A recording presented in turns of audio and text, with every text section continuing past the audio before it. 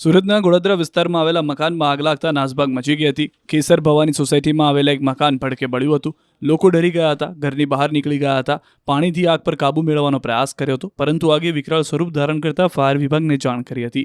ઘટનાની જાણ થતાં ફાયરની ટીમ ઘટના સ્થળે પહોંચી હતી અને ફાયર વિભાગે આગ પર પાણીનો મારો ચલાવીને આગને કાબૂમાં લીધી હતી. ઘટનામાં કોઈ જાનહાની થઈ નથી, પરંતુ શોર્ટ સર્કિટના કારણે આગ લાગી હોવાનું અનુમાન છે. આ તરફ અમદાવાદના અમરાઈવાડી વિસ્તારમાં આવેલા પારિષ્કર વિભાગ 1ના સી બ્લોકમાં આગ લાગી. ફ્લેટમાં આગ લાગતા ધુમાડાના ગોટે ગોટા નીકળ્યા હતા. દૂર દૂર સુધી ધુમાડા દેખાતા હતા. કોઈ કારણોસર આગ લાગતા ઘરમાં રહેતા લોકો જીવ બચાવવા માટે નીચે દોડી આવ્યા હતા. અન્ય લોકો પણ ડરી ગયા હતા, નીચે આવી ગયા હતા, પરંતુ આગે તુરંત વિકરાળ સ્વરૂપ ધારણ કરતા લોકોએ જીવ બચાવવા માટે ઉપરના માળેથી છલાંગ મારી હતી. કેટલાક લોકો અને બાળકોનું જોખમી રીતે રેસ્ક્યુ કરાયું. દ્રશ્યોમાં જોઈ શકાય છે કે આગથી ધુમાડાના ગોટે ગોટા નીકળી રહ્યા છે. ત્યારે ઉપરના માળેથી પહેલા 2 બાળકોને નીચેના માળે ઉભેલા લોકોને જોખમી રીતે આપવામાં આવે છે.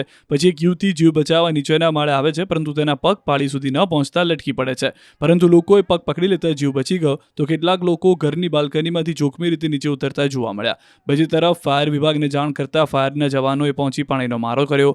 આગ એટલી વિકરાળ હતી કે ફાયર વિભાગની 7થી વધુ ગાડીઓએ કામે લાગવું પડ્યું. ઘટના સ્થળે ભીડ એકત્રિત થતા પોલીસનો કાફલો પણ બોલાવવો પડ્યો. 300થી વધુ લોકોને સોસાયટીના ક્લબ હાઉસમાં રાખવામાં આવ્યા. QR કોડ સ્કેન કરો અને ડાઉનલોડ કરો ન્યૂઝ 18 એપ. મેળવો ગુજરાત અને દેશ દુનિયાની પળે પળની અપડેટ્સ.